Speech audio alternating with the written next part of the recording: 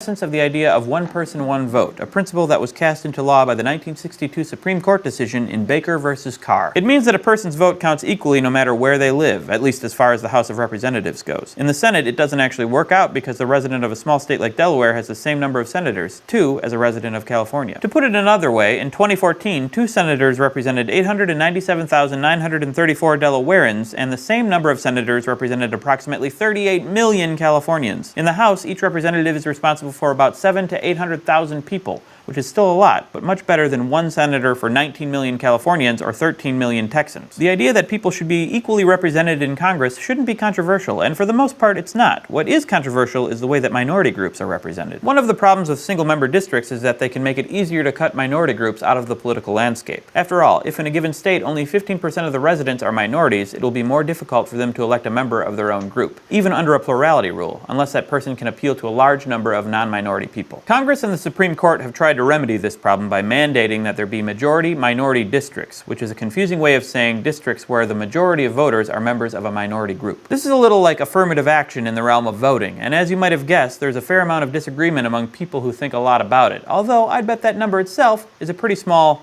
minority. This idea of majority-minority districts leads us into a really fun aspect of congressional districting, the way that the districts themselves are drawn, a process known as gerrymandering after the 19th century political cartoon that depicted one particular Massachusetts district that looked like a reptile. Oh, there it is. Looks like a dragon or something. And we all know dragons are reptiles. The man responsible for this twisted district, the name of my band in high school, was Elbridge Gerry, hence the name gerrymander. So districts have to be drawn in a way that they contain roughly equal populations. So why does it matter if they look convoluted or even somewhat ridiculous, like this? Well, states don't just draw districts to make them equal in population, they draw them to capture certain population characteristics so that one party has a greater chance of electing a member from a particular district. In the district pictured here, the Illinois 4th, Chicago has been carved up to capture a certain population. Me.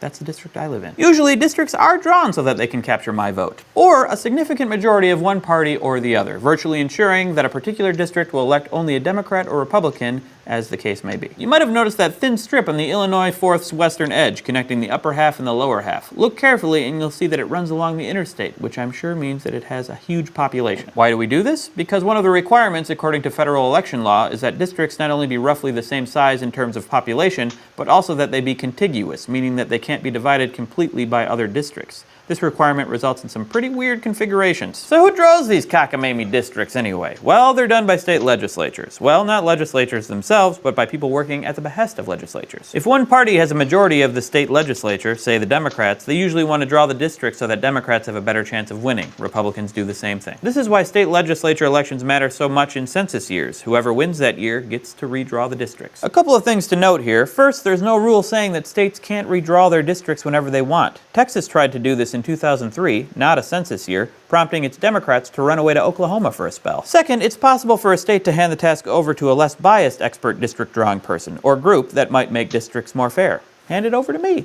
I'll make them all look like little bunnies. But wait, you might ask yourself, what's wrong with this system and why do people think it's unfair? Let's go to the thought bubble. So imagine a state that's 60% Republican and 40% Democrat and has 5 electoral districts, like this one. Let's call it Clone-Sylvania. You could draw districts so that there were 3 Republican districts and 2 Democratic ones, accurately reflecting the state's population, like this. Or you could redraw it so that there were 3 Democratic districts and 2 Republican districts, which would be an inaccurate reflection of the party composition of the state's population. Or you could simply draw the districts so that you had 5 Republican districts and 0 Democratic ones, like this. So you can see, especially in the second and third examples, how gerrymandering can result in districts that don't actually reflect the political makeup of a state at all. By now you might be fuming at the injustice of state legislatures redrawing districts to make sure that the opposing party has no chance of winning national congressional elections. And you may have read a number of articles blaming gerrymandering for the composition of the current Congress and for making congressional elections generally less competitive. There are a lot of people who feel the same way. But there's a counter-argument that it's not the state legislatures that result in solidly Republican or solidly Democratic districts, but the fact that Democratic voters tend to cluster in cities where they often outnumber Republicans by a lot. So that states like Ohio, even though the numbers of Democrats and Republicans are pretty even with a slight edge going to Democrats perhaps, they all tend to concentrate in urban areas around Cleveland and Columbus so that the overwhelming majority of the state's districts are won by Republicans. Thanks, Thought Bubble. Congressional districting is fascinating and really important for determining the composition of Congress, but it's also quite complicated, which, as with most things, makes it difficult to understand. But unlike some other complicated issues concerning policy, gerrymandering is one that that's easy to criticize because the visual results are so striking and because it can result in numbers that just look unfair. This is probably why, come election time, you'll hear a lot about it. Now at least you'll have a better idea of what those pundits are talking about, and you'll be better equipped to make your own decision about the issue. But luckily for you, there's more and more data about this stuff every election, and always more to learn. Thanks for watching. I'll see you next time. Crash Course Government and Politics is produced in association with PBS Digital Studios. Support for Crash Course U.S. Government comes from Vocal. Vocal supports nonprofits that use technology and media to advance social equity. Learn more about their mission and initiatives at vocal.org. Crash Course was made with the help of these less biased expert district drawing people. Thanks for watching. Learn more from this guy. Crash Course. We're not done with gerrymandering.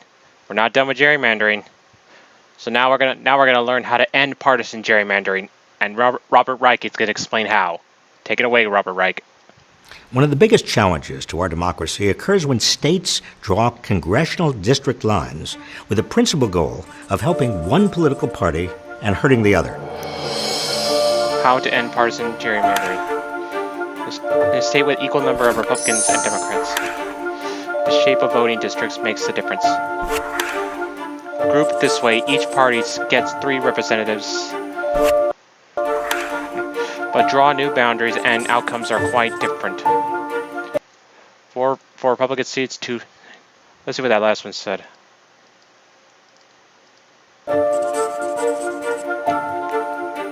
Three Republican seats, 3 Democratic seats. Wait, what?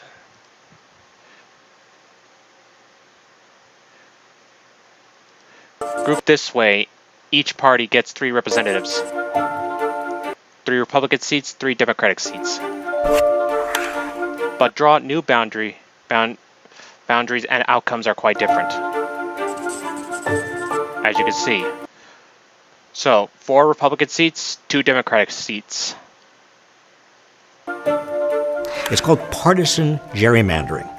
Unlike racial gerrymandering, drawing districts to reduce the political power of racial minorities, which the Supreme Court has found to violate the Equal Protection Clause of the 14th Amendment, partisan gerrymandering would seem to violate the First Amendment because it punishes some voters for their political views. In North Carolina in 2016, for example, Republicans won 10 of the state's 13 House seats, with just 53% of the popular vote. In the 2018 elections, because of partisan gerrymandering, Democrats will need to win the national popular vote by nearly 11 points to win a majority in the House of Representatives. No party has won this margin in decades. So what can be done? Regardless of the Supreme Court, state courts could rule against partisan gerrymandering under their state constitutions, as happened this year in Pennsylvania, where the state court invalidated a Republican congressional map that gave Republicans 13 out of 18 congressional seats, even though the state is about evenly divided between Democrats and Republicans. The state court implemented its own map for the 2018 election, creating districts that are less biased in favor of Republicans. Second, states can delegate the power to design districts to independent or bipartisan groups. Some states, like California, have already done this. But if you want your state to end gerrymandering, you're going to have to get actively involved and demand it. After all, this is our democracy. It's up to us to make it work. Yeah. Yep. He's right. End partisan gerrymandering now. Thank you for watching. If you'd like to see more of our videos, please follow this page.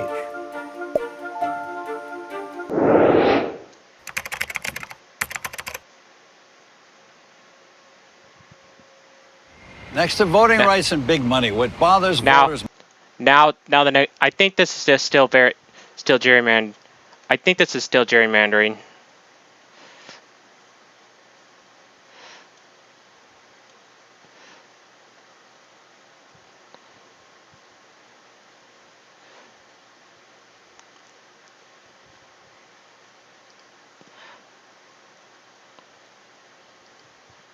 Hold on a sec, please.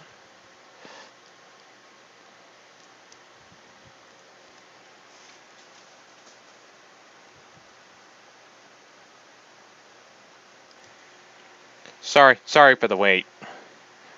I had to pull up this picture that I took so I could keep track.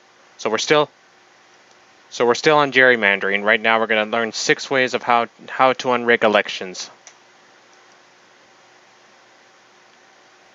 Next to voting rights and big money, what bothers voters most is politicians rigging elections to hang on to power by manipulating election district maps, gerrymandering. It's a target of citizen reformers in 27 states, nowhere more dramatically than in Florida, where I'm headed next. We don't let foxes guard hen houses or let bank robbers protect banks, but we let politicians draw their own district lines. In Tallahassee, Republican lawmakers are out to squelch reform. So it's impossible? May I finish the answer? They're grilling Ellen Frieden, leader of Fair Districts Florida, the citizen reform movement. Let's make one thing clear when we start. Florida is one of the most politically gerrymandered states in the Union. It's the reformers versus the power brokers. I represent all the people in Florida who really want to see the partisanship in redistricting stopped. Reformers want to amend the Florida Constitution to bar politicians from manipulating election district maps with the intent to keep themselves in power. Ms. Frieden, with all due respect, the word intent, the actual intent could only be determined by a court, could it not, as a matter of law? No, I think that the intent starts with you. Lawmakers questioned Frieden for hours, nitpicking comments she'd made to the media. So can you tell me that you disavow those statements? I believe that my words are getting twisted here. So what I'd like to ask, please look at me, I'm speaking with you. If this is a pretty serious matter. I mean, I know you had a 6 o'clock flight, but we're gonna change the Florida Constitution. I will stay if that is your will. I have put my life into this because it is something that I feel very passionately about. I'm a volunteer. I'm not getting paid to do this. I probably work 80 hours a week on this. If lawmakers intended to intimidate Frieden, their effort backfires. What impact did it have? It got me more committed to winning, and it got everybody who was supporting us more committed. Frieden's reformers show voters how gerrymandering stacks the deck. They point to District 3, a weird-shaped congressional district that snakes 200 miles from Jacksonville to Orlando. By packing it with black voters, the Republican legislature gave Democrat Corinne Brown a super-safe seat and shifted white voters into nearby districts. That enabled Republicans to win the surrounding districts. It's called bleaching. For a fix, other states like Arizona, Montana, and New Jersey use independent bipartisan commissions to draw election district maps. But Florida's Black and Latino leaders oppose that idea, and their support is vital to Frieden. There's a kind of high level of mistrust for how these structures work. So, of course, people thought, well, why should I trust an independent panel that is going to be appointed by the elected officials that we're saying are not representative of who we are? We were against that primarily because it didn't take it out of the political realm. It would have ultimately the impact of hurting minority folks' ability to elect candidates of their choice. To get minority buy-in, Frieden offers legal protections and a radically new approach. We made it unconstitutional for legislators to draw districts with intent to favor themselves or their party. Frieden's coalition, spearheaded by Common Cause and the League of Women Voters, collects 1.5 million signatures to put its reform on the ballot. And with strong media backing, they build broad bipartisan support among voters. The media's response to the Fair Districts movement was incredible. We had editorials from every single newspaper in the state, not only once, not only twice, but probably 5 or 6 times at every major juncture. Come Election Day, Fair Districts Florida achieves the impossible. 3.1 million Floridians vote for gerrymander reform, a 62.9% supermajority. But Republicans who had fought reform also win big, piling up huge legislative supermajorities. Then in May 2011, the very same leaders who had savaged Ellen Frieden changed their tune. We have a constitutional obligation to do this right, to make it the most open, transparent, and publicly participatory reapportionment process in Florida's history. They promised to hold 26 public hearings and to put the whole process online. And making sure that we give citizens the direct say, literally the ability to send in their plans so that we can draw the lines that best reflect the communities that we all represent. It seemed too good to be true, and it was. For proof, look no further than the state of Florida. When the legislature unveils new district maps in February 2012, Ellen Frieden sees instantly that voters have been tricked. The new maps look a lot like the old ones, stacked to favor Republicans. It was gerrymandering with disregard for the Fair Districts Amendment is what it was.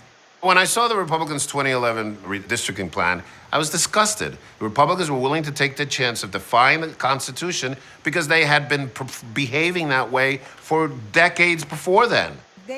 Legislative leadership had put together this scheme where they were going to act like they were following the Fair Districts Amendments, when in fact the real maps, the real work on redistricting was being done behind closed doors by paid political operatives. It was a double game. Making clear. Orlando attorney David King, representing the League of Women Voters, goes to court to expose the double game. Lawmakers claiming they want maps from the public, but secretly getting their real maps from Republican campaign operatives. And so on a hunch, we subpoenaed a series of paid political Republican operatives. And what we got from this subpoena process was a treasure trove of maps and communications. Give me how you got the breakthrough. I presume when you take depositions, take testimony from the Speaker of the House, the Majority Leader, they basically don't tell you a lot. But you got to have somebody spill the beans. Who spills the beans and how do you get that? Well, it turns out one of the political operatives, Mr. Reichelderfer, was a hoarder. He kept all his stuff. He had it in his computer. His computer should be like on the National Register or something because it had like 150 maps. Mark Reichelderfer was a professional consultant for the Florida Republican Party. Sir, raise your right hand to be sworn, please. And a longtime political pal and personal campaign manager for the Republican House Speaker. Mark Reichelderfer's files were the smoking gun. We had emails coming from Speaker Cannon. We had emails coming to Mark Reichelderfer from other political operatives who were working at the Republican Party of Florida. Mark Reichelderfer was a hub of communications. These operatives drew the maps, and then they found people in the community, in the Republican community, to actually file the maps with the legislature. One unwitting fall guy was then 22-year-old Florida State University student Alex Posada, a former Republican Party intern. Posada says congressional district maps were submitted without his knowledge from an email address of his that he rarely used. Months later, under oath, Posada says he never submitted any maps. With computer sleuthing, attorney Fritz Wormuth traces the bogus Posada maps to Frank Terra Firma, a Florida Republican Party strategist. Oh, right by me here. In court, Terra Firma admits drawing and circulating district maps. I shared my maps. I didn't put a patent or copyright on them. If someone thought they were good enough to be submitted, I'm certainly more than happy that they were submitted. And we found that his maps had more districts that actually turned up in the final legislative maps than any of the others. A circuit court judge finds the legislature engaged in conspiracy and illegal gerrymandering. The judge orders maps redrawn for 2 congressional districts, but lawmakers made only minor tweaks. We had to appeal to the Florida Supreme Court. The High Court's ruling in July 2015 is a political earthquake. It rebukes the legislature for partisan gerrymandering with unconstitutional intent and orders 8 congressional districts redrawn. The state Senate then admits its maps were also illegal, and they're thrown out. When I saw the Supreme Court's decision, I started trembling. It was a complete and total vindication of all we had been working for all these years. The The courts relied heavily on maps drawn by Fair Districts Florida, which had immediate impact in 2016. With more competitive districts, 5 congressional incumbents are ousted. Political newcomers win, like former Orlando Police Chief Val Demings and Rollins College professor Stephanie Murphy. And in 2018, reform brought more new winners. So what do you think the lesson or the message is for the rest of the country? The message is that our political system in this country can be fixed. And my answer to somebody who would complain would be, get out there and fix it. If we can do it in Florida, you can do it in your own state. Exactly. Energized by such victories, grassroots activists made 2018 a boom year for reform. In 5 states, Ohio, Michigan, Missouri, Colorado, and Utah, they won gerrymander reform. In Maine, Florida, and North Dakota, citizen movements passed election law reforms. 7 states made voting and voter registration easier. And cities like Baltimore, Denver, Phoenix, and Portland, Oregon adopted public funding of campaigns. We are seeing activism, the likes of which we haven't seen in decades. There is enormous opportunity to move reforms because people are hungry for concrete action they can take in this moment.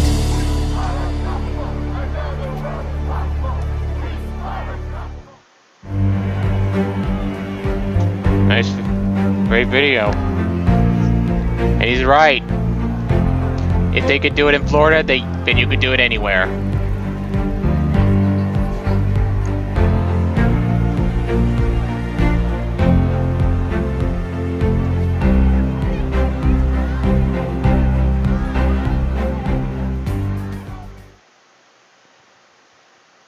I've been feeling something. Now, we're still on gerrymandering, so this is how we fix our rigged political system.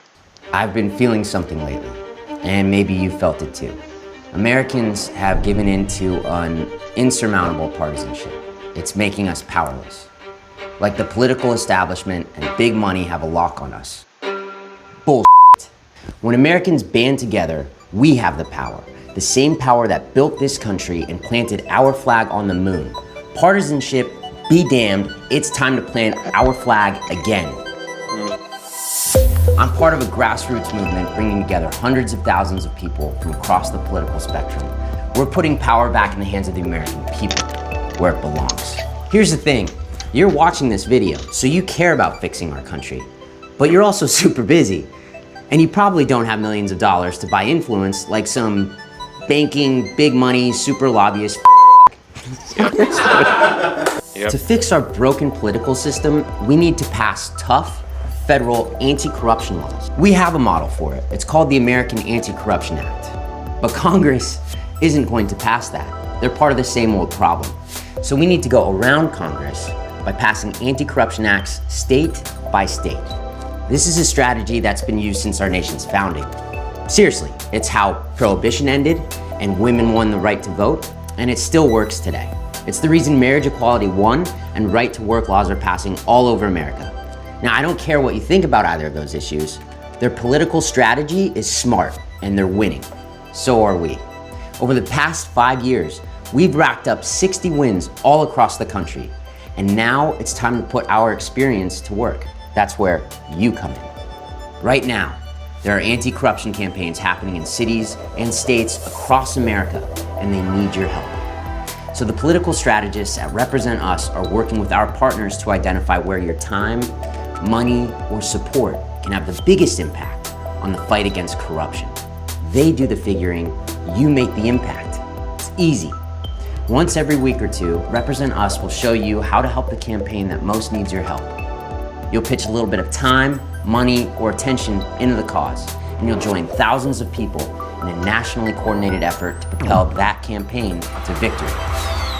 If we don't focus, if we remain scattered and divided, these campaigns could lose, and America will continue to falter. But if we dig in and work together, we'll win. It starts when you go to Represent Us and get involved. If we can all just do our part, we can reassert the promise of this country's founders, a government that will represent us. Join the fight, end corruption. Go to represent.us. Okay, now we're moving on from gerrymandering to making the Electoral College irrelevant. Over-the-counter eye drops typically work by lubricating your eyes And to start with this video, does your vote really matter? We're gonna start with this video called Does Your Vote Really Matter? Ow. The collective ability of a population to vote for how they want their society to be run is basically the collective ability of a population to vote for how they want their society to be run is basically the definition of a democracy. But the United States isn't a democracy, not really. It's actually a federal presidential constitutional republic, where individual votes actually hold different amounts of power based on where they're located, and in some cases may not be worth anything at all. So does your vote actually matter? Well, it depends. First of all, the biggest question is, what are you voting for? In the presidential election, you might think you're voting for president, but you aren't. Instead, Election Day is more like a big opinion poll of the American people, which is then sometimes used by an entirely different group of people to choose the president. And those voters are the ones that matter. The basic way the Electoral College works is that every state gets a certain number of electors based on that state's number of representatives in Congress, which is generally pegged to its population. Within all but 2 states, whichever candidate wins the popular vote receives all the state's electoral votes. But although some states have laws that say electors are required to vote the way the public tells them to, there is no federal law that requires it. An elector who votes against the popular vote is called faithless. And in the history of United States elections, faithless electors have voted against the public choice 157 times. Since the Electoral College is technically based on population, which varies year to year, each electoral vote holds different amounts of power. In a state like California, with nearly 40 million residents and 55 electoral votes, each electoral vote can be said to represent roughly 725,000 voters. However, in Wyoming, with a total population of 586,000 and 3 electoral votes, each vote represents nearly 200,000 voters. That means one voter in Wyoming is worth 3.5 times the California voter. This system is problematic as it can lead to elections where most of the country votes for one candidate, but the other candidate wins by electoral votes. That's a situation that has occurred 4 times in the last 57 elections. That basically means that on average, every 56 years, we can expect the loser to become president, which last happened in the year 2000. But don't get too discouraged because your vote does count in other ways. Every single state has dozens of important propositions and state government proposals, congressional and local elections, and other public matters. The 2016 election has seen issues like marijuana legalization and the death penalty, where the only vote that matters is that of state residents. The U.S. election process is imperfect and in some ways arguably undemocratic. But if you don't like the current system and want to change it, the local level is the only place to get started. Fix the voting problem by voting. Of course, for a lot of people, this isn't as easy as it sounds. Polling places are known to have long lines, forcing people to wait hours just to cast a vote that, as it turns out, may not even count. So why can't Americans just vote online? Check out this video from D News. Fraud online often starts with pulling your name, credit card info, and other personal information. And one way they do this is with malware. One of the most famous recent cases comes from the malware named Zeus. The program is designed to wait until you connect with your bank and then use those credentials to transfer money out of your account. Doesn't matter if you have a secure connection because the malware is already inside the computer. Thanks for watching Seeker Daily. Don't forget to like and subscribe for new videos every day.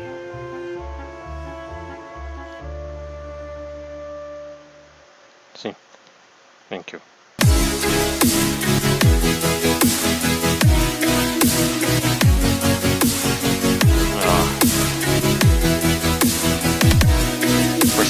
We're still in the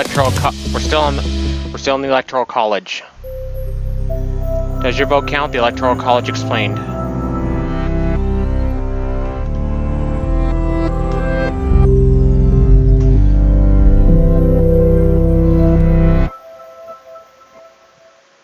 Most people have heard of the Electoral College during presidential election years.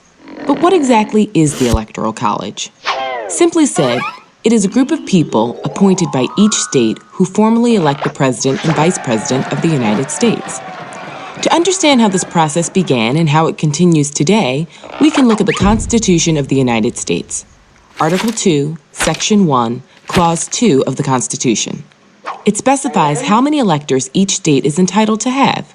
Since 1964, there have been 538 electors in each presidential election. How did they decide on the number 538?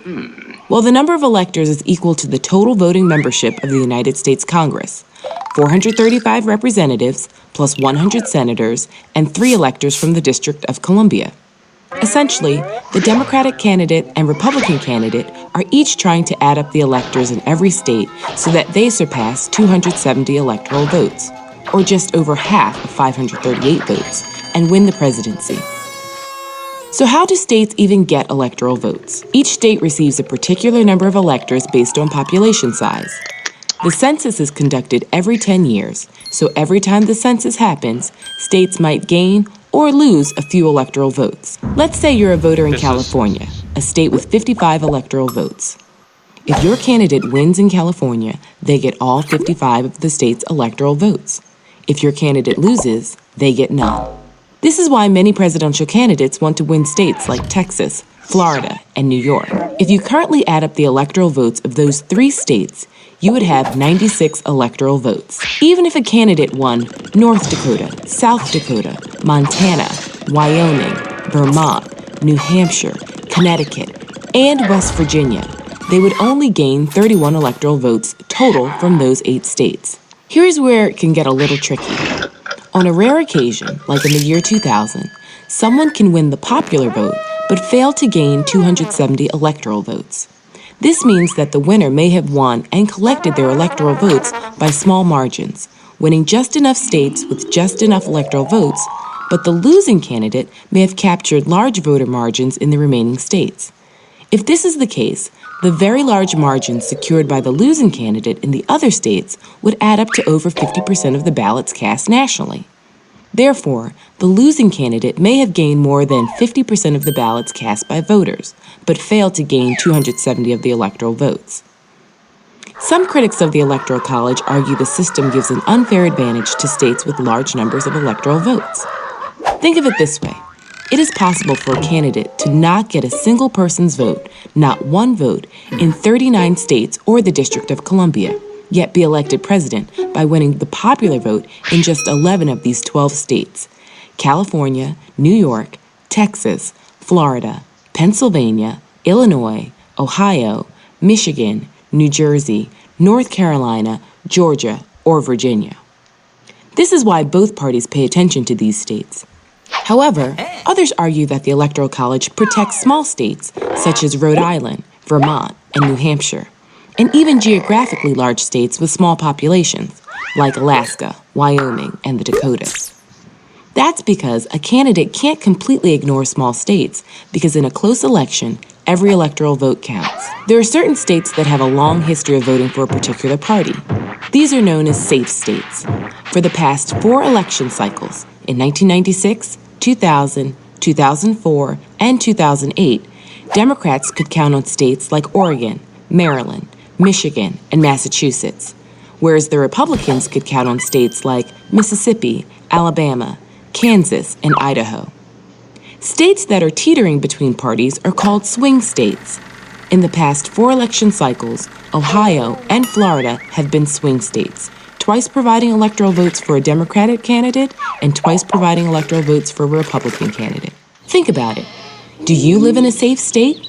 If so, is it a Democratic or Republican safe state? Do you live in a swing state? Are your neighboring states swing or safe? Is the population in your state increasing or decreasing? And do not forget, when you're watching the electoral returns on election night every 4 years and the big map of the United States is on the screen, know that the magic number is 270 and start adding.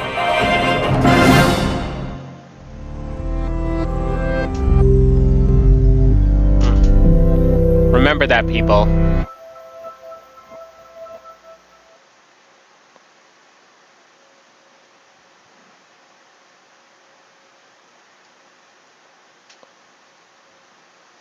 Be honest, do you really want to watch a video that looks like this? There's a good reason why presenters... Hello, I'm David Hiskey. Now we're gonna see why does the United States use the Electoral College and not the popular vote to decide the president. Hello, I'm David Hiskey, and you're watching the Today I Found Out YouTube channel. In the video today, we're looking at why the United States uses the electoral system rather than allowing general citizens to vote on the presidency.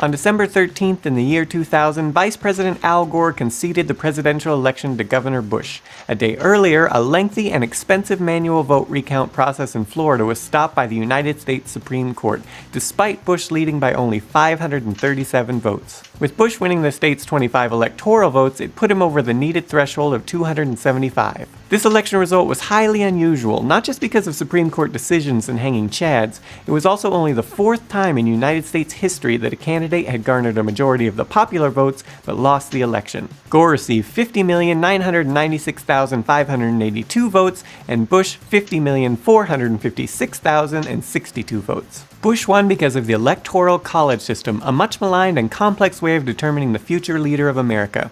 How does it work? Why does America use the Electoral College? Why isn't a simple vote count good enough to determine the President of the United States? To begin with, contrary to popular belief, when Americans go to the polls to seemingly vote for the next President of the United States, they are in fact not actually voting for the President. Rather, they are casting a vote for a group of electors who will then vote for the President as they see fit.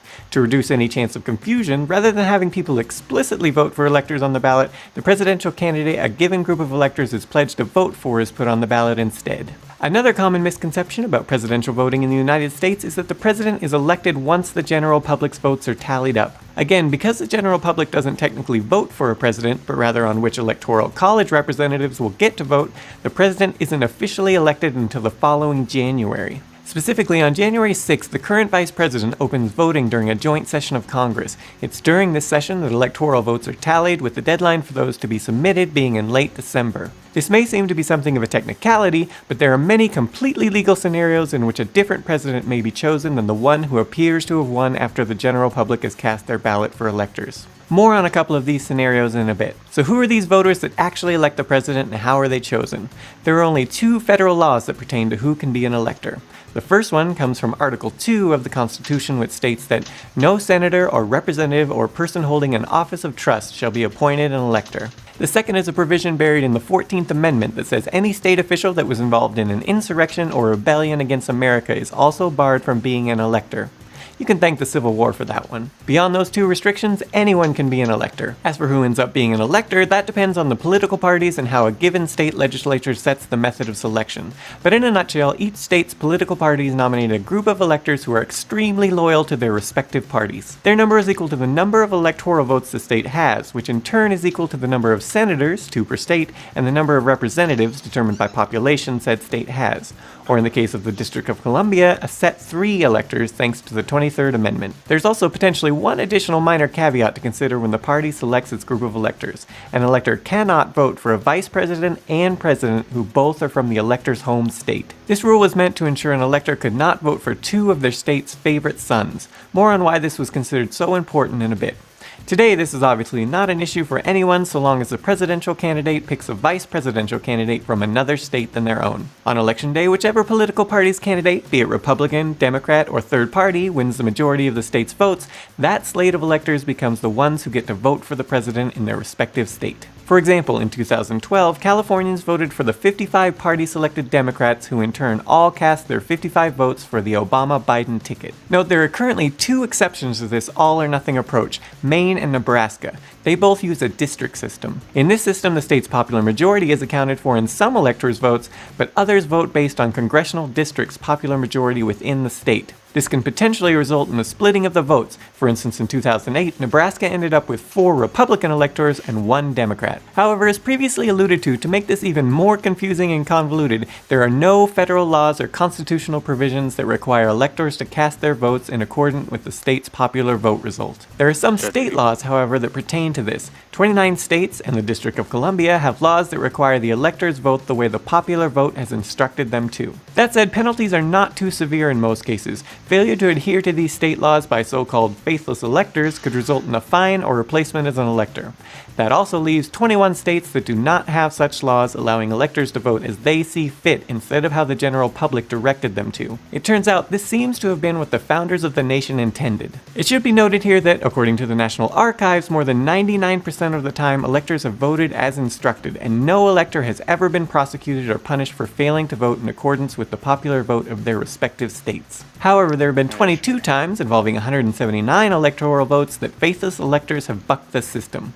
The most recent was in 2008, when an elector apparently accidentally voted for John Edwards rather than the Democratic nominee Barack Obama. Another noticeable recent instance was in 2000, when a DC elector abstained from voting in protest over the district's lack of representation in Congress. Despite the occasional faithless elector, to date none of these faithless votes has ever been the deciding vote in an election. However, there have been elections where a single faithless elector could have decided the president, such as in 1876 when Rutherford B. Hayes, despite losing the popular vote, won 185 electoral votes versus 184 to Samuel Tilden. So why does the United States use the somewhat convoluted electoral college when a popular vote would be drastically simpler and more democratic?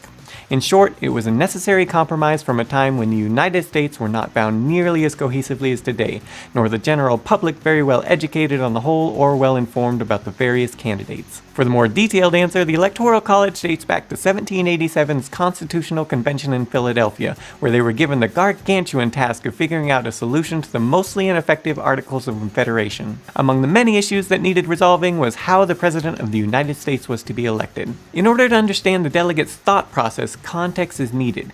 The young country was only 13 states, and residents were generally extremely provincial, meaning they still trusted their own state more than the federal government. Further, in many cases, people identified more as a citizen of their state rather than a citizen of the United States first. From this, the founders were concerned that citizens of each state would put their own best interests before the nation's. On top of this, because each state's citizens would likely know their own candidate much better than candidates from other states, most of whom they probably wouldn't even have heard of, they were doubly likely to vote for their own candidates. The ultimate result of this was feared to be that the winner of each state would likely be a citizen of that state, who would in turn have little chance of winning or even garnering any support at all in other states. This brings us to the first option put on the table, election via popular vote. While more democratic, as mentioned, delegates were very concerned that each state would potentially elect their own candidate, making it difficult to ever get a candidate with wide support throughout the nation. Instead, they feared they'd be left with a field of many favorite sons. Among those favorite sons, the bigger states like Virginia would dominate, resulting in little chance of someone from a smaller state ever becoming president, and making it so Virginia's interests would be disproportionately represented in the nation's highest office. For reference, at the time, Virginia had 424,000 men eligible to vote, which was more than Georgia, Delaware, South Carolina, Rhode Island, and New Hampshire combined. The other major option proposed was a simple congressional appointment. Despite being inherently non-democratic, there was a thought that the president should be less powerful than Congress, and therefore needed to be dependent on them. Also, the thinking went the general public was largely extremely poorly educated and poorly politically informed. Congressional members, on the other hand, were not only already elected to represent their respective citizens in such matters, but were also intimately familiar with prospective presidential candidates, their character, work ethic, political leanings, etc., and were generally quite well educated relative to most people. Thus, in a nutshell, members of Congress were simply the most qualified to pick the most qualified president. Ultimately, this proposal lost because it threatened the checks and balances of the federal government. As then delegate and future president James Madison noted, the election of the chief magistrate would agitate and divide the legislature so much that the public interest would materially suffer by it. Public bodies are always apt to be thrown into contentions, but into more violent ones by such occasions than by any others. The candidate would intrigue with the legislature, would derive his appointment from the predominant faction, and be apt to render his administration subservient to its views. Essentially, if the president was elected by Congress, while in theory Congress at the time may well have been in a much better position to pick the best president, those who sought the office would be constantly campaigning and trying to impress those members, perhaps even giving favors upon election in exchange for votes. Beyond this, no president interested in getting re-elected could ever oppose Congress for fear they wouldn't re-elect him or her later. Needless to say, this system was ripe for extreme corruption, so while in theory Congress was best suited to pick the potential best president, in practice they'd likely not have done so, or if they did, lorded too much power over that individual. Thus, the Committee of 11 on Postponed Matters devised and proposed the Electoral College, a system the delegates ultimately approved. Alexander Hamilton noted of the Electoral College, "If the manner of it not be perfect, it is at least excellent." As to what the manner of it was essentially intended to be, the idea here was essentially something of a cross between a popular vote and congressional selection. It was democratic in the sense that the popular vote could potentially determine the state's allegiances, though in the beginning the state legislatures didn't all do it this way, but it also limited the larger states' influence slightly by awarding extra votes to smaller states via an elector for each of their senatorial representatives. As for why it was also partially a compromise for those who advocated for a congressional selection, in a time before political parties in the United States, there is evidence that the founders very much assumed the electors, who explicitly could not hold an office of trust or profit under the United States to avoid at least some of the aforementioned corruption potential, would not be bound by the popular vote in their state or party affiliation or any such similar device. In fact, in the earliest elections, over half of the state's legislatures selected their presidential electors with no regard for the public vote whatsoever. A right state legislatures still technically retain, but it is a practice that died swiftly around the turn of the 19th century. Beyond potentially disregarding popular vote and selecting which group of electors gets to vote for president, if a given state legislature really wanted to, they could even decide to pick a group of electors via something completely arbitrary, like putting a bunch of mice in a maze, one representing each person who ran for president, with the winning mouse determining which group of electors is chosen. Of course, no state legislature would dream of doing something so outlandish. However, several state legislatures have very recently begun banding together to use their electoral picking power to potentially disregard their own citizens' popular choice. More on this in a bit. In any event, by 1790, along with the rest of the Constitution, the Electoral College was ratified by all 13 states, and has in the vast majority of cases resulted in little controversy or public outcry for a change to the original system. In fact, the Electoral College has undergone only a few small changes since 1790. The most significant change occurred following the election of 1800. At the time, each elector would cast 2 votes, one for one presidential candidate and one for another. The person with the most votes became president, and the person with the second most became vice president.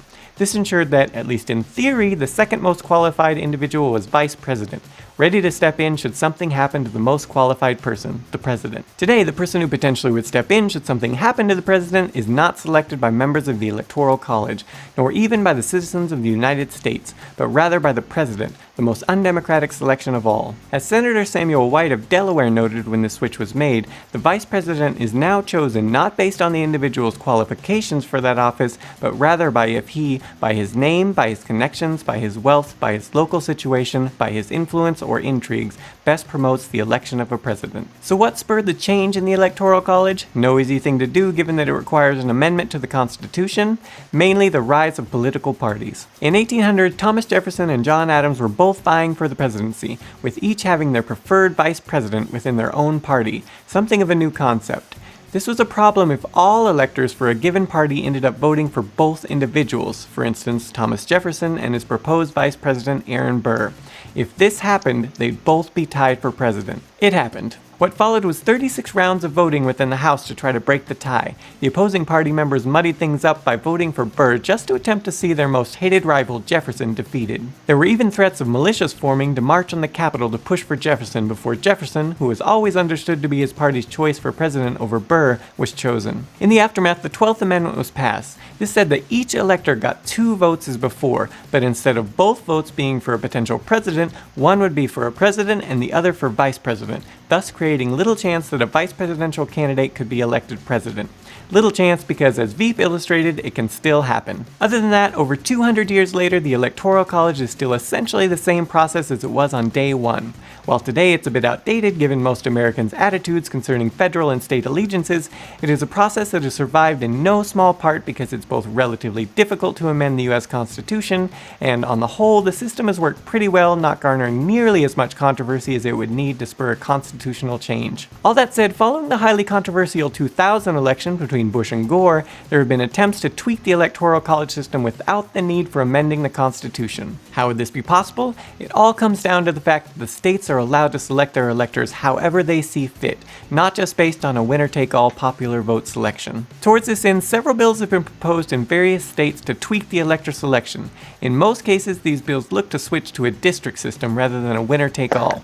To date, little has come of these, as most who oppose the Electoral College want a nationwide popular vote system, which on the surface would seem to require a constitutional amendment. Or would it? It turns out there's a way around this too, via the National Popular Vote System. This is a clever proposal in which each state that joins agrees to give all of its electoral votes to whatever candidate wins the national popular vote, rather than their particular state-level popular vote. In some cases, this may well mean a state's legislature would go against its own citizens' popular vote in selecting electors. Currently, 11 states have pledged to this system for a total of 165 electoral votes. If 105 more electoral votes are pledged, making for a total of 270, the system will take effect and the United States, while still using the Electoral College system, will begin electing its president via electors based on the national popular vote. No constitutional amendment required. So thanks for watching this video. If you liked it, please click that like button below and consider sharing it with anyone you think might be interested. And of course, if you're new to Today I Found Out, don't forget to click that subscribe button to get more interesting videos like this. We release a new video almost every single day, so you're sure to find something you find interesting. Thanks for watching.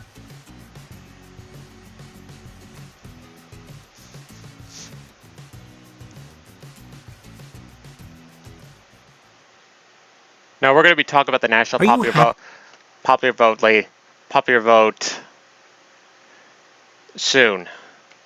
But first, we should talk about the fact that should you vote third party. Now I know some of you. Now I know this happened in 2016. A lot of you voted for third party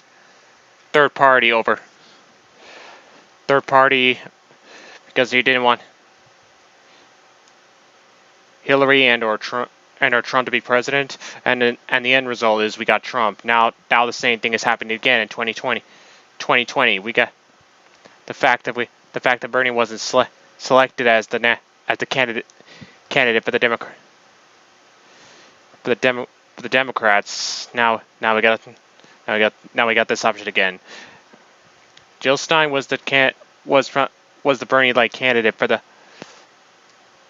the Green Party in 2016. Now it's Howie Hawkins for 2020. But should you vote third party? Vote for him, or otherwise third party? Let's find out. Let's find out as Robert Reich explains. Are you happy with the electoral choices provided to you by the two major parties? If not, should you vote for a third party candidate? Not so fast. Remember what happened in 2016 when Libertarian Gary Johnson got 3.2% of the popular vote and Green Party candidate Jill Stein got 1.06%. Enough votes that had they gone to Hillary Clinton, she'd have won the Electoral College and Donald Trump wouldn't be in the White House. I couldn't have said it better myself, Robert Reich. Thank you. Oh, and anyone remember what happened in 2000 when the votes that went to Ralph Nader all but sealed the fate of Al Gore and gave us George W. Bush? Oh, I forgot about You see the problem? In a winner-take-all system like ours, votes for a third-party candidate siphon away votes from the major party candidate whose views are closest to that third-party candidate. So by not voting for the lesser of two evils, if that's what you want to call them, you end up with the worst of two evils. But here's the good news. You've got at least two ways to avoid the lesser of two evils other than voting for a third-party candidate. For one, you could build support for your favorite primary candidate inside one of the major parties, like some of you did for Bernie Sanders in the 2016 Democratic primaries. But you might say, look what happened to Bernie. The Democratic Party establishment rigged the game against him. Now, I don't want to open up this particular can of worms. But if a party establishment has a chokehold on the primaries, The answer isn't to go with a third party and end up with the worst of two evils, but to organize and mobilize inside the party to break that chokehold, as some would say the Tea Party has done in the GOP. Never underestimate the power of grassroots activism, focused like a laser on taking over a major political party that is ossified. Now, here's another way to avoid the lesser of two evils. Get your state to institute ranked choice voting, also known as instant runoff voting, which allows voters to rank candidates in order of preference. The process is simple. In the first round, only voters' first choices are counted. If a candidate gets a majority, that's the end of it. That candidate wins. If no candidate gets a majority, the candidate who received the fewest votes is eliminated, and then the second choices of voters who preferred that candidate are counted. If that gives a majority to one candidate, that candidate wins. If there's still no one with a majority, the process continues until one candidate gets a majority. Ranked choice voting isn't perfect, but it enables you to vote your conscience, even for a third-party candidate, without the worry that you're giving ground to the candidate you like least. The idea is gaining popularity. Last year, some form of ranked choice voting was proposed in 19 states. In 2016, citizens in Maine initiated a referendum for ranked choice voting and won. It's already being used in statewide special elections in North Carolina and in 10 major cities. You don't have to settle for the lesser of two evils. But in order to get the candidate you want elected, you need to get involved now, in the primaries, and in changing your state to ranked choice voting. It's our democracy. Whether it works is up to us. Exactly. So take this with a grain of salt for this election and the next one.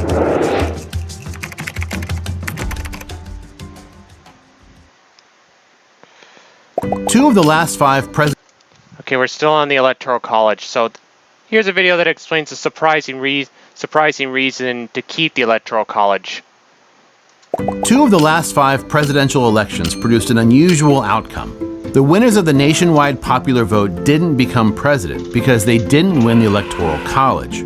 As a result, many people believe we should abolish the Electoral College and elect the president by a simple national majority. But the Electoral College serves a number of important purposes. The Electoral College requires candidates to broaden their national appeal. Most states allocate all their Electoral College votes to the candidate who wins the most votes in that state.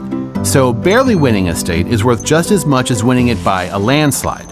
This means candidates have an incentive to win as many states as possible and not just run up the totals in states that already lean to their party.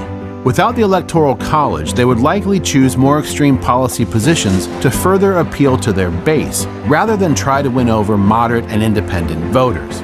Each party already tends to represent the interests of particular states instead of the whole country.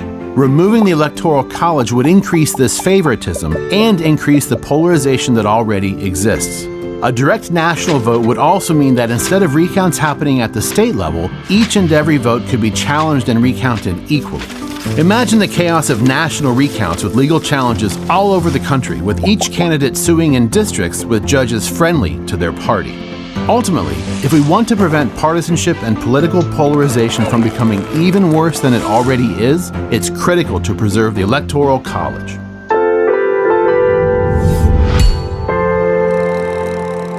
Elections activity. Policy ed.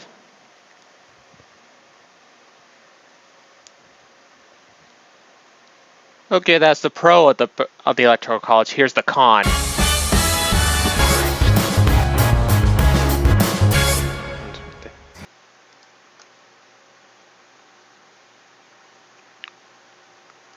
I hope they let me.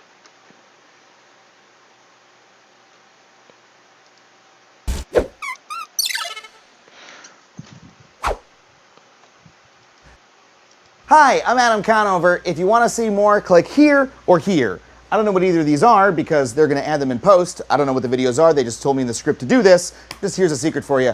Hollywood's fake. Everything's added in post. Oh, so that last part wasn't true. But about the founding fathers thing.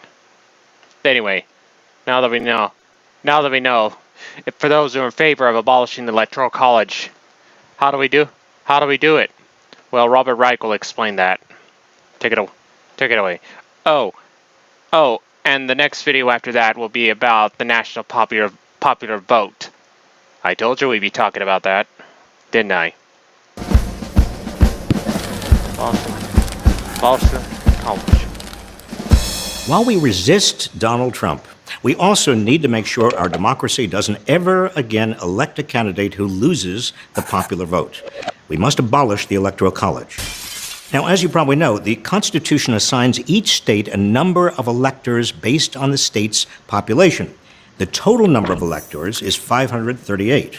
So anyone who gets 270 of those Electoral College votes becomes president, regardless of the popular vote. So how do we abolish the Electoral College? Amending the Constitution is very hard, requiring a 2/3 vote by the House and Senate, plus approval by 3/4 of state legislatures. But we can make the Electoral College irrelevant without a constitutional amendment. Here's how. Article 2 of the Constitution says states can award their electors any way they want. So all that's needed is for states with a total of at least 270 electors to agree to award all their electoral votes to the presidential candidate who wins the popular vote. If they do that, then automatically the winner of the popular vote gets the 270 electoral votes he or she needs to become president. Already, 10 states and the District of Columbia have passed laws to do exactly this, awarding all their electoral votes to the candidate who wins the popular vote as soon as the 270 elector goal is met. Together, these states total 165 electoral votes. So all we need now is some additional states with 105 electors to pass the same law, agreeing to reward all their electoral votes to the winner of the popular vote. Like Texas and Florida. Just shooting some ideas here. And it's done. We'll never again elect a president who loses the popular vote. The effort is known as the National Popular Vote Interstate Compact, which we'll be talking about in the next video. If your state hasn't yet joined on, make sure it does.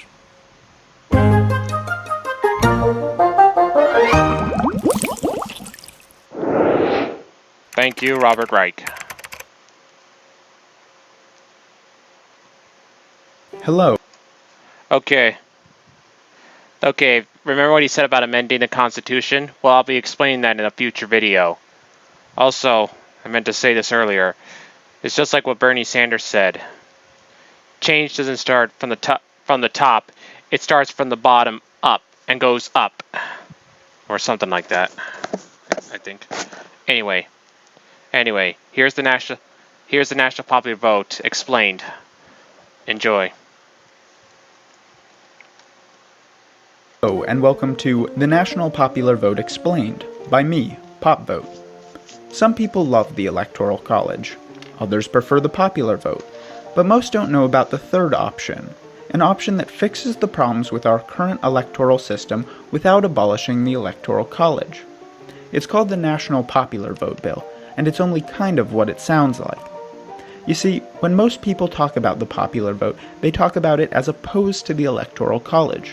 Some argue that we should abolish the Electoral College and instead institute direct elections because the Electoral College doesn't always elect the candidate with the most votes. Others love the Electoral College as it gives increased importance to smaller states, something direct elections don't do. But here's the thing. Both these views are wrong. The Electoral College and the popular vote can coexist.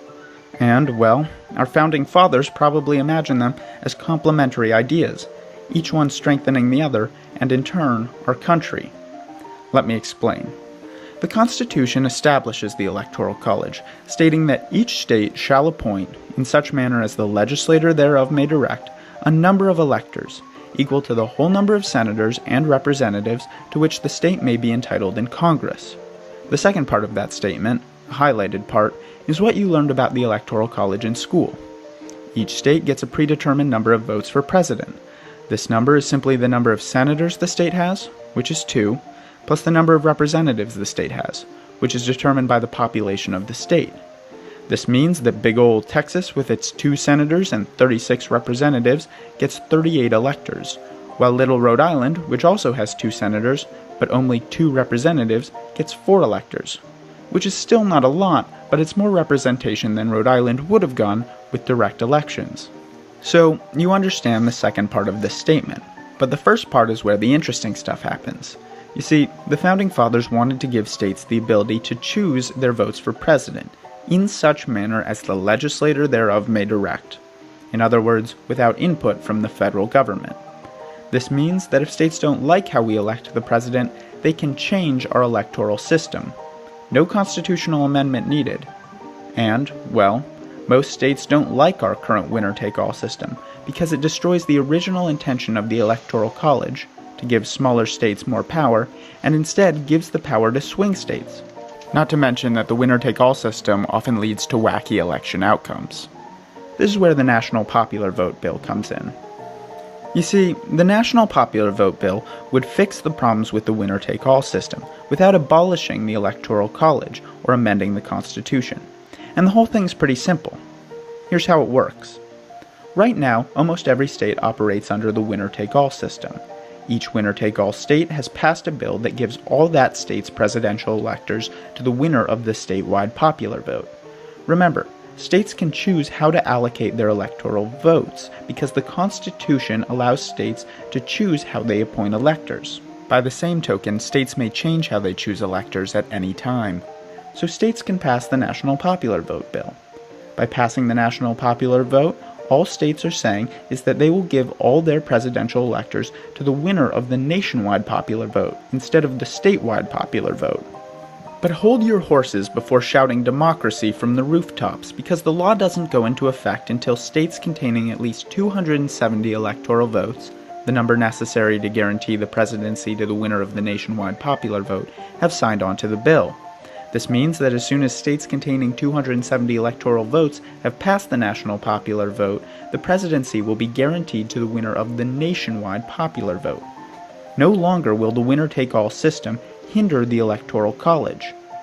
Now, the national popular vote is already well on its way to becoming a reality. The bill is already 61% to completion. 10 states and Washington, D.C. have already signed the bill into law. For the relatively short amount of time the national popular vote has existed, its momentum has been truly astounding. Small states support the bill because the winner-take-all system gives swing states the power the Electoral College was supposed to give smaller states. Large states support the bill because the winner-take-all system forces candidates to ignore big states in favor of swing states. A majority of Republicans support the bill. A majority of Democrats support the bill. The young and the old both support the bill.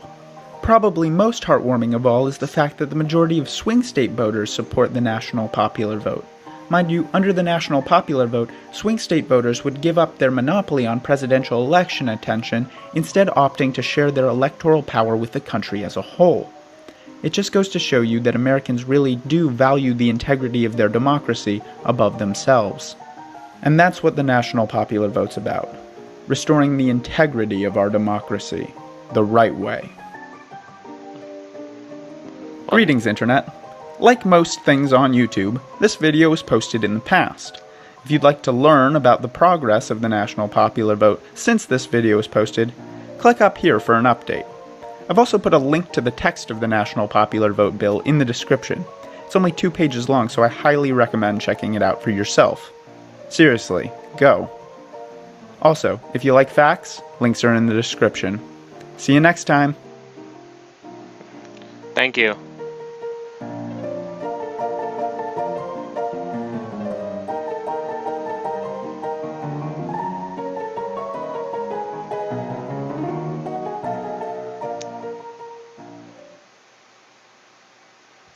Okay, I think I chose to discuss the video.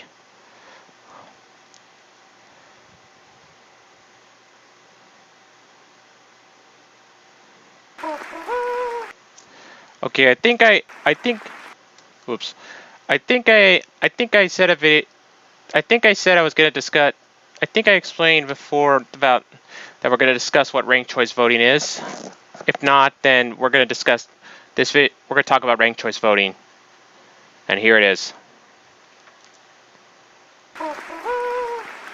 Terrible results. So what is ranked choice voting? In most parts of the United States, voters select a single candidate for each position on their ballot, and the candidate with the most votes wins.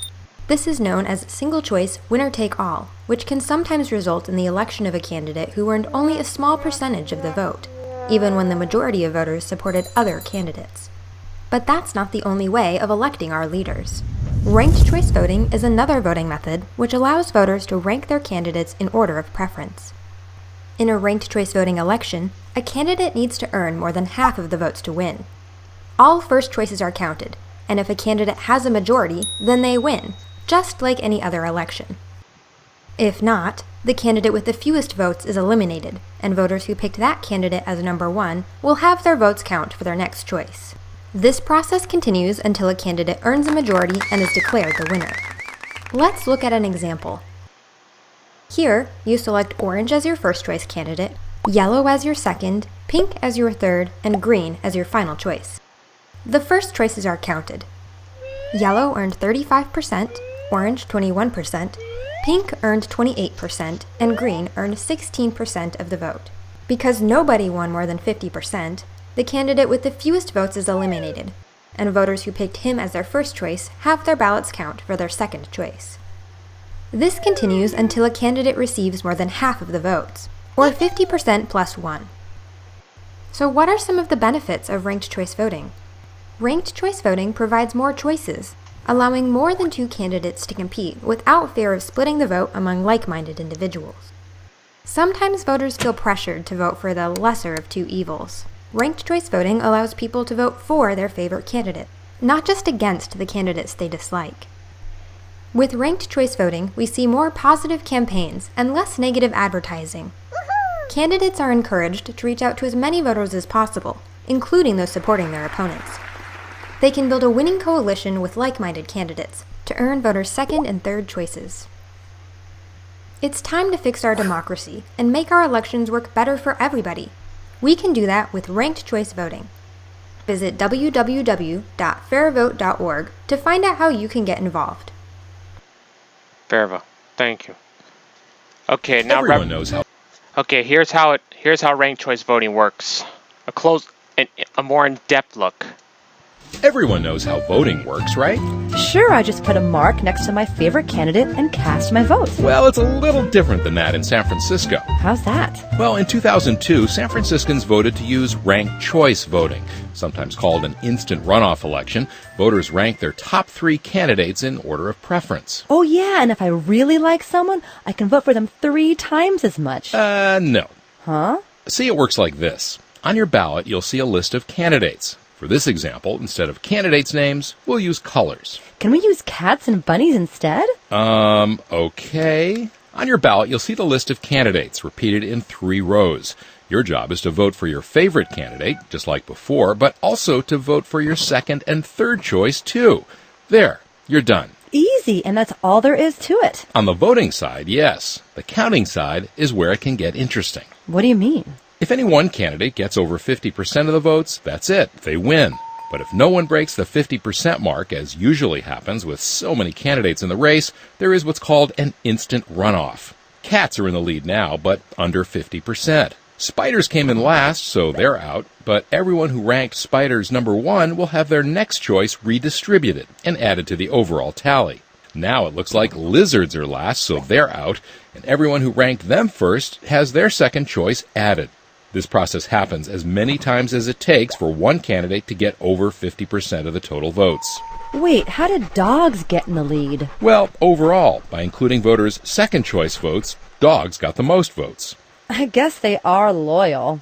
And that is how ranked choice voting works. Thank you.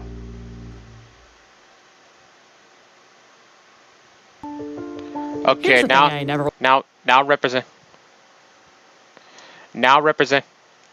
now represent us is gonna It's going to explain ranked choice voting versus the establishment. Here's the thing I never want to have to do again. Vote for the lesser of two evils. Same here. But every time an election rolls around, we end up with the same two choices, over and over and over again. Instead of positive, issue-focused campaigns that encourage us to vote for the person we like the most, we get mudslinging, outrageous lies, fear-mongering, and campaigns that make half the country hate the other. How is it that in a country with so many different people and ideas, we keep getting stuck with the same two options? It's no accident. The way we vote only ever gives you two choices who have any real chance of winning. It's literally built into the system. On the surface, the American system makes a lot of sense. Every citizen gets one vote, and the candidate with the most votes wins. But it also creates a huge flaw called the spoiler effect. Here's how it works. Let's take the entire electorate and boil it down to 100 voters. And let's put everyone in order of their political preferences. The most conservative on the right, the most progressive on the left, everyone else falls somewhere in between. Now, when we've got just two candidates to choose from, the folks on the right vote for the Republican, those on the left vote Democrat, and the 5 to 10% in the middle who might vote either way end up tipping the election. But what happens when you introduce a third-party candidate? If that candidate is progressive, the progressive vote is split between two good candidates, and the conservative wins. If they're conservative, their vote is split, and the progressive wins. Voters get that by voting for that third-party candidate, they make it more likely that their least favorite candidate is going to win. So rather than voting for the candidate they like best, most voters choose the lesser of two evils. In this system, the winning candidate almost always wins with support from less than half of the votes. They don't even have a majority of support, yet they win and represent the whole electorate. And this is how we pick the most powerful human on the planet? Come on. Repeat this pattern over and over, and you can quickly see how we get a race to the bottom. Here's the good news. There's a small tweak we could make that lets you vote for whichever candidate you want without having to worry about the spoiler effect. It's called ranked choice voting, and here's how it works. Instead of choosing just one candidate, you rank candidates in order of preference. If your first choice is mathematically eliminated, your vote automatically goes to your backup. Let's look at how this would work using the example of the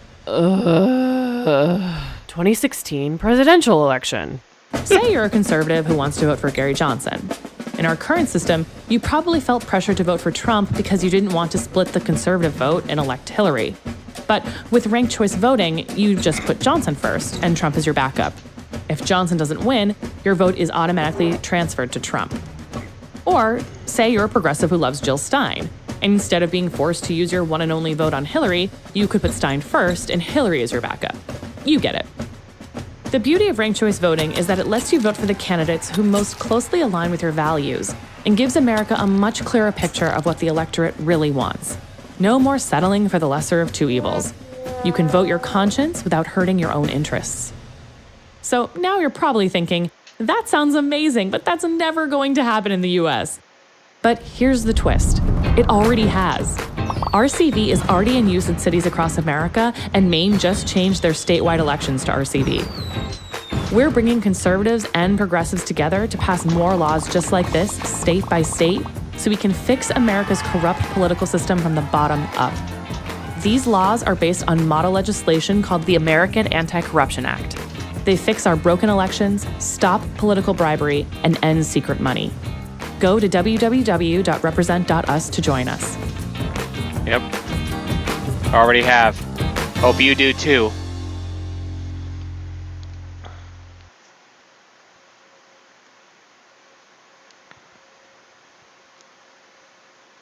This year,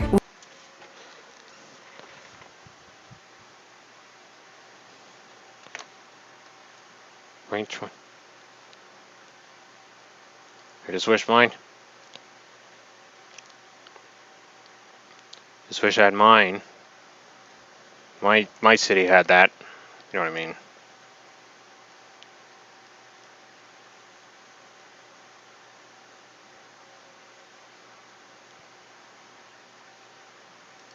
I feel like I'm forgetting something.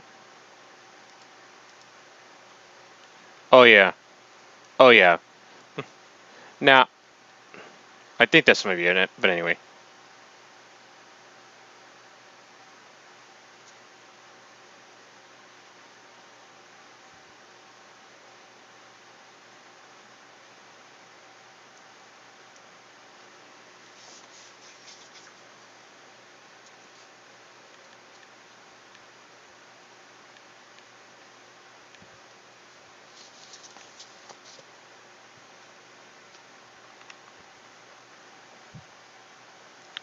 Now there was one more. One more section of the videos. The Supreme Court must reverse Citizens United, but since I don't have that much room, since I only got 50 videos in this playlist,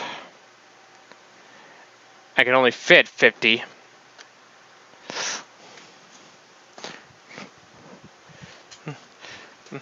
Actually, I'm only allowed to fit 50, and I can't do any more. I'm gonna have to add as a in the I button, which you can access up there in the I.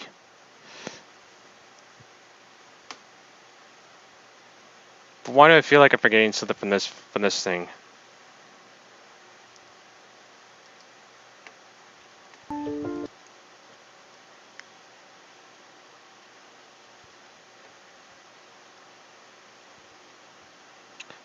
Oh yeah. So this can actually help. So ranked choice voting can help you vote for the. Can help you with the. There is a website I recommend with ranked choice voting. It's called isidewith.com. Let's see.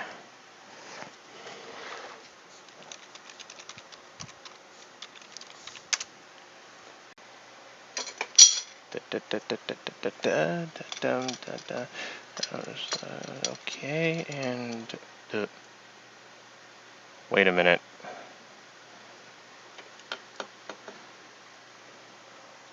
Whoops! dang key shortcuts, or is it keyboard shortcuts? Well, anyway, I got the website up. And here it is. It's called here it is, isidewith.com. All you have to do is create an account, log in. I'll show you. You just log in. Then you choose how would you like to sign in. Just give it a moment. It takes a while to load.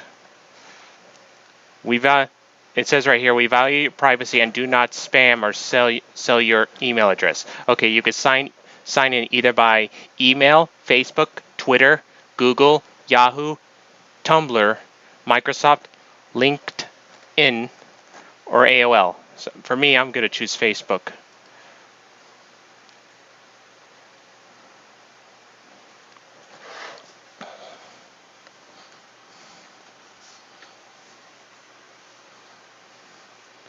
Okay, then you're taken here.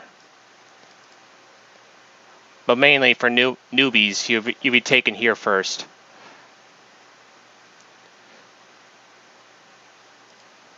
Oh wait, no wait. It's here first. Where you take a political quiz. You take a political quiz, saying your view, sharing your views and how. Like for example, for me, let's go to.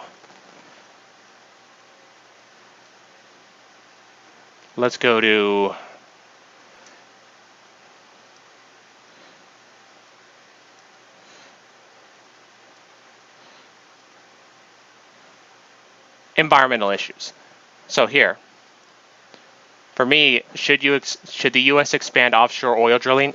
And I said no, and provide more. And I said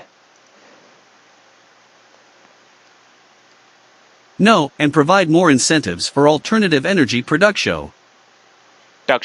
What that thing said.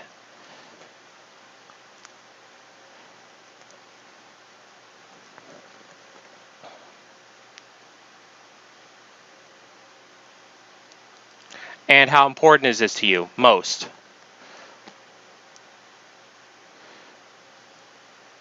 And also, should the government increase environmental regulation to prevent climate change? I said yes, and provide more incentives for alternative energy production.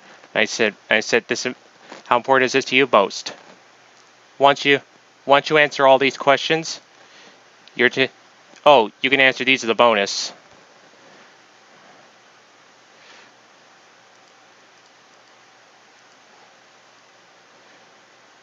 And for me, I wish my state had ranked choice voting. If it did, I would be choosing Howie Hawkins as my first choice. But since that's not the case, I choose Joe Biden. Because Donald Trump has to go no matter what. Also, there's an option here. What is another question you would like to see added to the quiz? You could suggest it here. Then you just click here, show my results.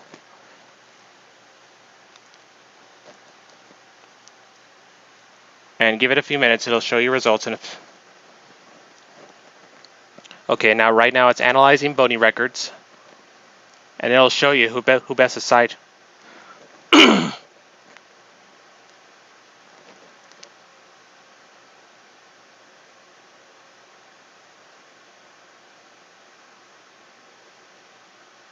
And give it analyzing speech, debates, and public statements.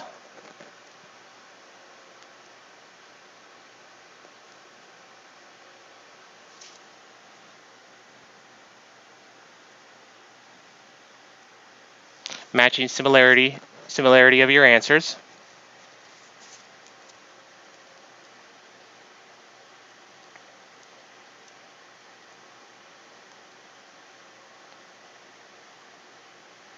Prioritizing.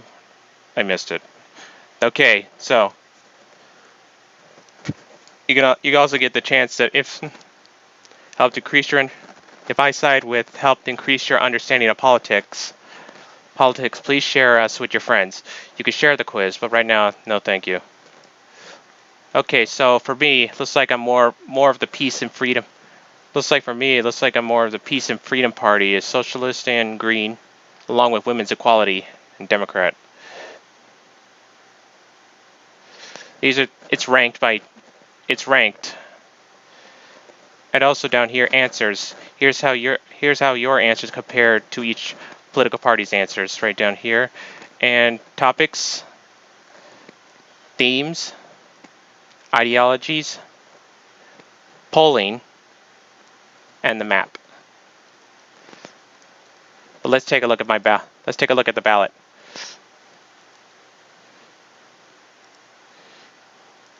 So it looks like for me, my first choice would be Howie Hawkins. If my state had ranked choice voting, my first choice would be Howie Hawkins. My second choice would be Joe Biden. My third choice would be Brian Carroll. My fourth, Joe Jorgensen. And my very last choice, Donald Trump. So now it even works with the U.S. House of your U.S. House of Representatives, too. So now you know how that works. So let's get back to finishing this. On March 20. Now we're gonna see a video about how voting by mail could save the U.S. election, especially for 2020. Here's why.